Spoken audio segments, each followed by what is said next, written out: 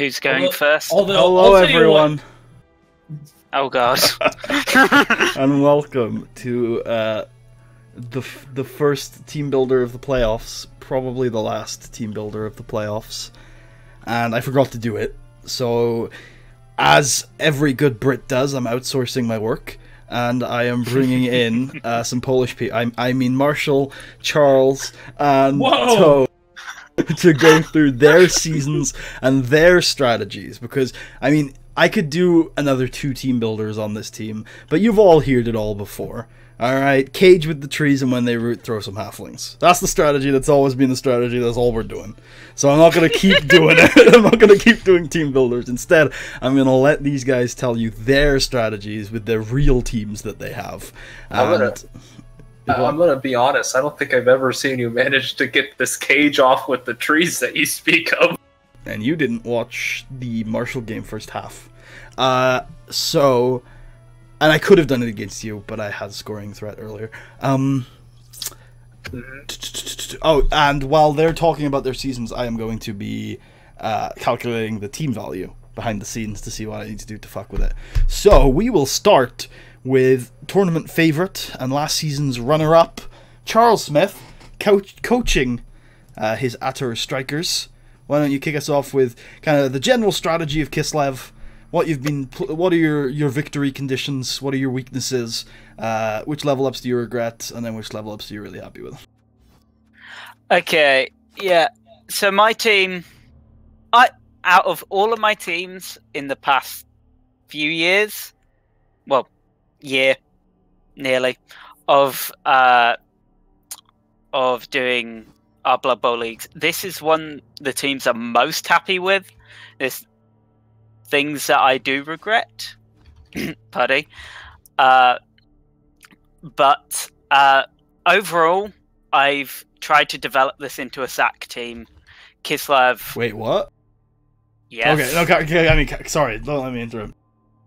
I have been making this into a SAC team. It works very well against AI, like too well than it should.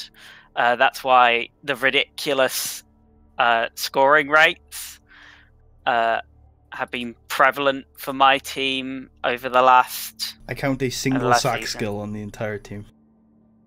Putty, Well, let him finish. Sorry. No, the team definitely works well against low movement teams, especially after I got that kick. Because nearly all the time I put it into the backfield. There's certain teams I don't do that against, but I was regularly scoring 3-0s. A 5-0 was the biggest result this season, which for me was good. The team overall, though, has leveled up pretty good. I like my 2 starting blitzers, Luke Skywalker and Darth Maul. Darth Maul got an agi up, which is my only ability score improvement. I might have wanted a bit more, but you can't always guarantee that they're coming. I will agree with previous putty videos that I probably put the guard and the tackle the wrong way round on my blitzers. But that mistake cannot be rectified now. Revan's leveled up really well since his introduction during the Putty game. Was it Putty or Toe? I can't remember which one it was. It was one of the two, and getting Blodge on that piece was really strong. And my latest rookie blitzer, who's no longer a rookie, gaining her 2nd level, grabbing block, was, to me, a good move. I heard some shouts of wrestle, but no block. The rest of the team, there's a few injuries that I had to contend with. Yoda getting a strength down was really bad for me. Means he just will almost never become a ball sack. There's just no way anymore. Thomas. Like a 1 strength is pretty impossible. Why are you so passive aggressive? I feel like that's not really passive. No, that's just aggressive. No, like half and half. He can be, but it means there needs to be a lot of other people around to make it slightly better. What was that, buddy? No, don't listen. I think I know what you should have done with this catcher, but I won't say anything. It was at a time when I needed more people. I needed people, so catcher's gonna stay. Plo Koon got an injury for his movement speed, which isn't too bad because he was just shoved on the LOS and got a double, so I gave him guard to help a new member of the team on the LOS. Kick player hasn't really done much since he got kick other than kick the ball to the backfield. Then you've got probably the one player I feel like I mucked up with, which is the Fend player. Really? Because I think that's your star piece. Now that's sarcasm, buddy. Now that's sarcasm. It's full-on American sarcasm. Yep. That should have been a block piece. Like, straight up, should have been a block piece. But I think I had just played the Brett's when he leveled up, so I was really annoyed with Brett's Fend. So I think that's why that came in. The sidestep, though, I think the sidestep's okay. It might have been better to get some other choices, but on a doubles, dodge might have been a good choice to just for the. I mean, I think what I said stumbles. in the video was definitely not retarded when I said that you should have gone leap on him. You know, because that was definitely a skill that guy needed when you were Yes, doubles. Yeah, clearly. Yeah, clearly. But I think the sidestep's okay, and then the game-breaking bug, which is Nimble T-Bone, because I forgot to click on the correct name. Well, I clicked on it, purchased him, but forgot to actually name him. Did really well and got block on got doubles, so I could get. That explains so much. I was like, did Charles just decide not to name the bear? Did he name the bear Nimble T-Bone? No, just no. But yes, I had a similar problem last season with my team, but that player got killed, so I was pretty happy. Yes, I kind of don't want Nimble T-Bone to die right now because. Well, if we play against each other, Charles, I'll be sure to kill Nimble T-Bone. Good. You won't have to worry about a no-name bear on your team no more. I'll foul him a lot of times. The bear is hopefully going to be a good strategy against the Wood Elves, which I'm going to be playing because of that prehensile tail. Which is beautiful as long as he's not boneheaded. But he's also done really well considering he's not picked up the ball and has got 12 SPP. The best thing I feel I've done with this team is the management of where the SPP goes, which I've been notoriously bad at through the seasons. But this season it's gone generally to the right places. Revan and Sips could have got a bit more SPP, although Sips is very new and Revan could have had a bit more. But we'll have to hopefully use the games against Marshall to bolster it a bit more. Marshall, I guess I'm going to give it over to you to talk about your team. Well, you get to decide how my format works. Yeah, okay, fuck you Sit go. down. Right. You- Next on you the go agenda is to Marshall. Would you like to tell everyone how your team's going? By the way, Yeah, sure. I popped up very uglily. I popped up a Word document showing people my team value calculations while you're talking, Charles. That's I'm fine. happy. That's probably as good as anything else.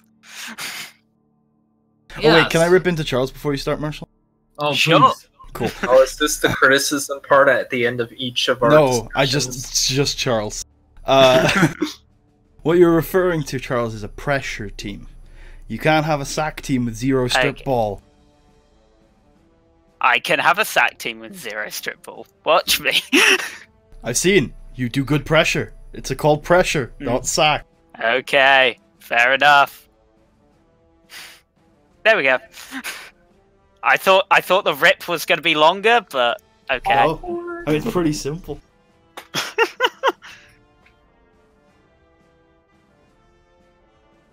Anyway, what were we talking about? Oh Your yeah, team. my team. So, I've got it up. The 501st Legion is the name of the team. The team theme is, Star Wars: The Clone Wars, 501st Clone Legion.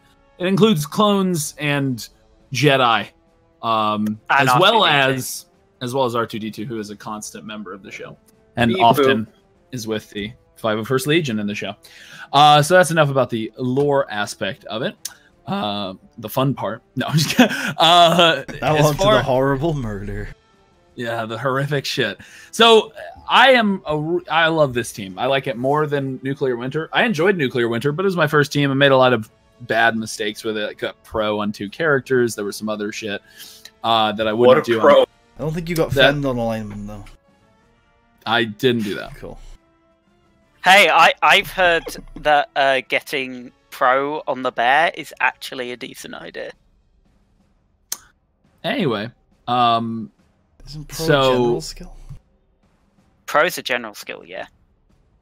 You need to roll doubles for it, but Okay. Anyway, Marshall, go. okay, anyway, so yeah, so the team has been a lot of fun to play with. I think when I first went into the team, I was incredibly defensive, incredibly reticent to put my players in because I was assumed that if I ever did, they'd all die.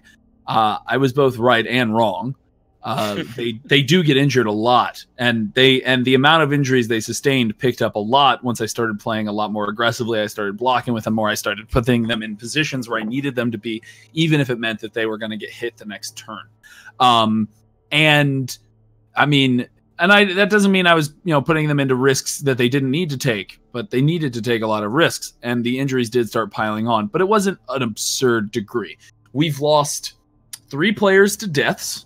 One of them was Oz, just a random, didn't really matter. The other was the first player we lost. God, I can't think of his name. What's the name of the main character on the or the main clone? Rex. Captain Rex. Thank you. We lost Rex, but that was also when he had no skills. The real loss was our guard lineman. We lost a guard lineman, which was pretty awful. I wasn't happy about that, but that was the biggest loss this season. As you can see, we've also had some injuries on Anakin has a lower armor value, which was probably the worst sustained injury because Anakin's a really important player for the team. Echo has lost armor value, and Dogma has a niggling injury. So that's not good. As far as the strengths of the team and what I think the team is good at, it's really fast, but it's also got a lot of violent capability. So we can, and it's obviously Agi 4 or higher on everyone. So, or except the treeman, of course. So the team is able to dodge out if they need to. They're able to run in circles around the teams I'm playing against, especially Toe's zombies and the halflings. I mean, it's You know, I can run circles all day around those guys, and I can also outrun the Kislev. So this team is blindingly fast. That's something I've come to realize. Their agility is something to be feared. So I can kind of put them in any situation I need them to be, with the knowledge that they have the skills to make it work. At the same time, I've gotten a lot of skills on some of these linemen and players that make the team pretty bashy. I've got a strength up on Jesse, making him pretty bashy. I replaced the guard I lost on Boomer. He leveled up recently, so I still have a guard lineman, which is really great. And I ended up getting the Treeman mid-season, so he is obviously very bashy. And now the Treeman has grab, so the Treeman can continue to bash someone all game as long as the person that they're bashing doesn't dodge out successfully or that they don't die. And obviously the War Dancers are fantastic blockers because they just start out with block. They're fast. Now Anakin has guard. So the team is definitely a quick team, but it is also, I think, pretty bashy at this point. So it's a very versatile team. I'm proud of it. It has a lot of key players. Almost all of them, like a lot of, I don't, if you were to tell me like, Marshall, you have to like kill half your team, it'd be really hard to pick, because like, you know, Anakin, the two War Dancers are incredible. Ahsoka is a monster. She can go in there, she can jump into a cage and strip the ball on everything but a down. Or if the opposing player has block, then both down won't work either. Anakin can also short hands, which is much more rare, but yeah. Anakin has guard, so Anakin can also jump into the cage as well and support her on that. So it is a very deadly combo when used correctly, as long as they roll well, and so, or even roll decently, because the rolls aren't even that hard that they need to make. So they just need to not roll terribly, basically. And so yeah, Ahsoka's a monster, and Anakin's a really good assistant to her monstrosity, because he has 9 movement as well, which is great. The catchers have both become pretty great as well. Obi-Wan, I would say, he's a fantastic ball carrier. He has Agi 5, so he can catch and in a tackle zone pretty easily, and he can move out of the tackle zone. He can move into a single tackle zone if he needs to. He can do a lot of ridiculous broken elf shit. Pick up in the rain. He can definitely pick up in the rain.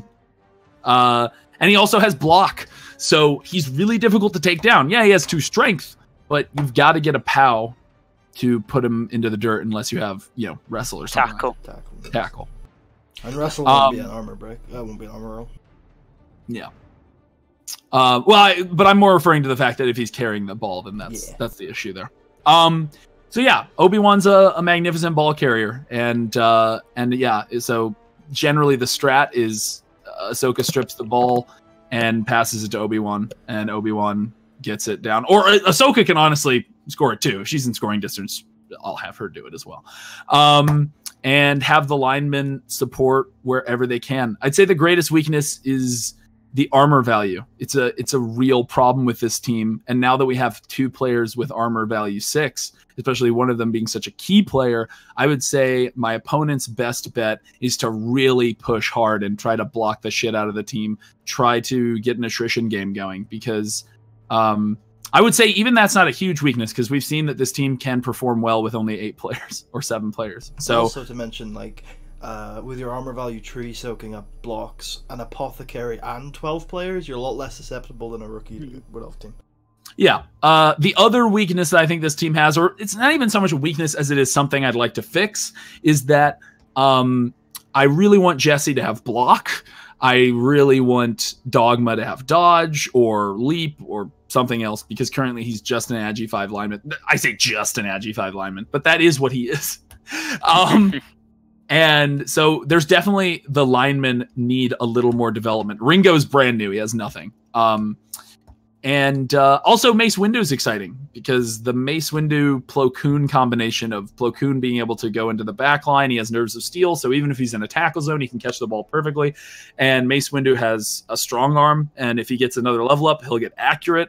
So I've got a really powerful passing engine. My passing engine is not my main strategy to win the game. I try to carry ball to the end zone if that's possible, but the passing engine is basically something I can hold over the other player's head at all times. At the very least, they need to think about doing something to stop the passing engine, because it puts a lot of pressure. It puts a checkmate that's hanging over their head at all times. And if I can't get the ball down the field, I can just pass. I can just hand it off to Mace Windu, and Mace Windu has a pretty good chance of, even from a long distance, like even from bomb range, it's a coin flip for him. So he is it's a really solid passing engine, and that's just a good tool to have in my belt. I was considering giving Mace Windu leader, but especially when I rolled doubles with him, I decided to get strong arm, and I ended up buying an extra team reroll. So that's the other big weakness of this team. It has massive team value, 1,740. It's huge. It's a problem, but it's not going to be a huge problem against Charles. Charles has also a pretty high team value. I think it's 1,600 now, right, Charles? 1,680. Yeah. So there's still an 60. Was it 60 difference? Yeah. So he can get a Bloodweiser babe. So I'm not too worried about Charles. I think I will say there's a bit of a different dynamic to team value differences in the playoffs, in that the person with the lowest team value gets to use his treasury. In that, if you use your treasury with the higher playoff, because you're with the higher team value, because you're going first on the inducement screen, if you spend 50k, that gives the opposition an additional 50k. So you can't really use your treasury. Whereas if you go second, you can just dump it if you want, which in the playoffs happens a lot, because you can probably dump your treasury early in the semi-final and get it back for the final, because there are a lot of games. So anyway, my hope why the 140k in the Atari Strikers Bank is sitting there. My hope is to crush Charles, embarrass him publicly, and it's already happened, dude. It's already happened. And move on to embarrass Toe publicly. Well, speaking of Toe, it will be a bigger. I was just gonna say the team value is gonna be a bigger problem with Toe. I'm really happy with this team, and I'm hoping to win. So speaking of Toe, would you like to talk about what brought you to this team value? Oh, hey. Look, one does not simply talk about what brings you to 1390 team value as an undead team, though I think this is pretty average team value. Well, you're a very highly developed undead team. No doubt about yes, I am. It's all because of that damn freeloader Darth Bane. Only way he can generate SPP is getting all them MVPs that were deserved by Darth Sidious. He earned his titles. He earned it through blood, killing people and injuring them. But I'm playing what I would consider a pretty standard undead team. There's not really too much going on that I would consider special. I got really lucky early on with a lot of early injuries on my mummies. I think by the third game, they both had leveled up, and I put guard on both of them. I think Putty disagreed on getting guard on both of them. I can't remember, but I definitely. I can't remember why. I can't think of another skill, and I wouldn't have taken break tackle first. You're probably right, but I can't think of what I would have taken instead. I think it was the mighty blow on both whites. Oh yeah, no, that's the part you disagreed with. It's not disagreed. I thought it was iffy, but your mummies got leveled up so quickly that it didn't matter because you had the guard. Usually, that's that. Yeah. But either way, I put guard on both of them. I put break tackle on my second mummy. I figured it would be it's a pretty useful ability just to give my big guy a little bit of mobility and get him where he needs to go when necessary, especially with that guard ability. So someone can't just tie up my mummy and then I'm just fucked. But you know, break tackle helps. And then of course, moving on to the whites. The whites are pretty developed. Revan a little bit more than Obi-Wan, but both have Mighty Blow, which that's the part that Putty disagreed with.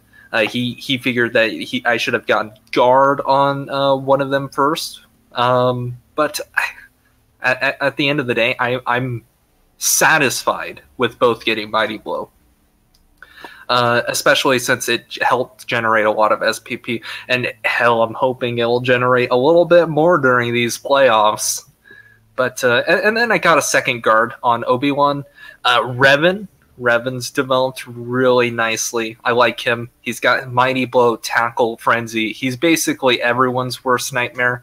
And also, because I got that Frenzy, I decided to make sure that my club enhancement is a beer stand. So, you know, if you don't got sidestep, don't be near those edges, boys and girls.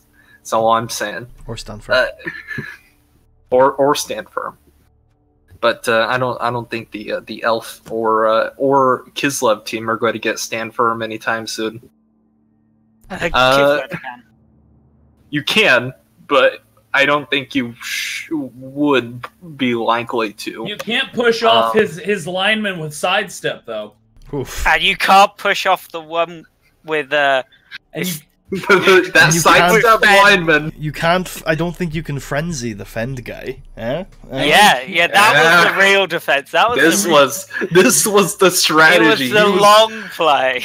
He was like, I know in his last game he's going to give Revan Frenzy, so I gotta get these abilities. Most importantly, you can't push off the monster Ahsoka Tano.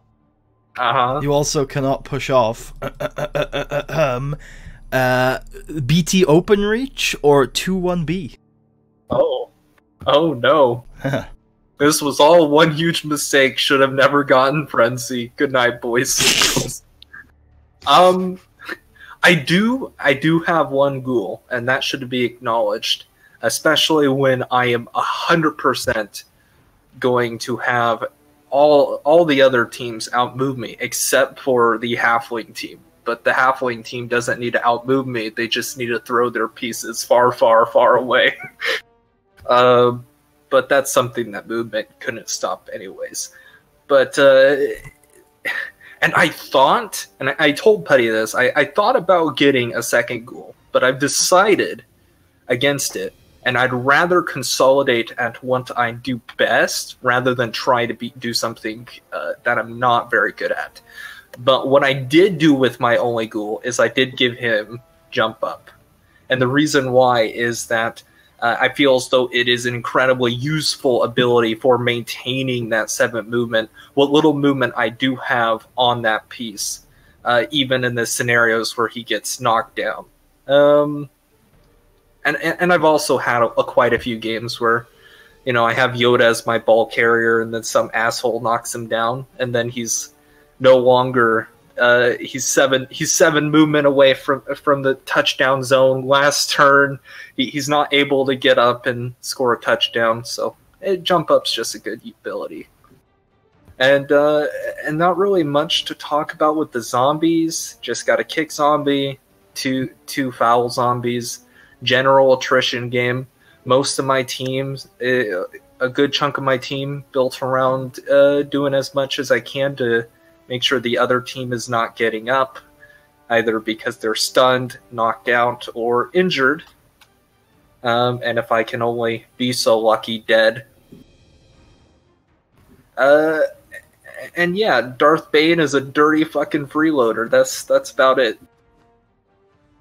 All right, well, that's I'm glad we got to hear from the other 3 coaches today. And thank you for Charles for being such a good sport as I shadow him for the better part of 30 minutes. So as I have in every team builder this season, hopefully that will change shortly. No, it's a tradition now, Puddy. Okay. Are you gonna go over our teams too? Me? Yeah. Like now? What's happening? I'm finishing. Oh, okay. So he's doing his team builder. Oh, okay. Well, like I said, I feel like we don't need to go over it. Here's a little look at the team value calculations. I've done it in game. Hopefully you saw that early if you were watching before I started looking at everybody else's teams while they were talking.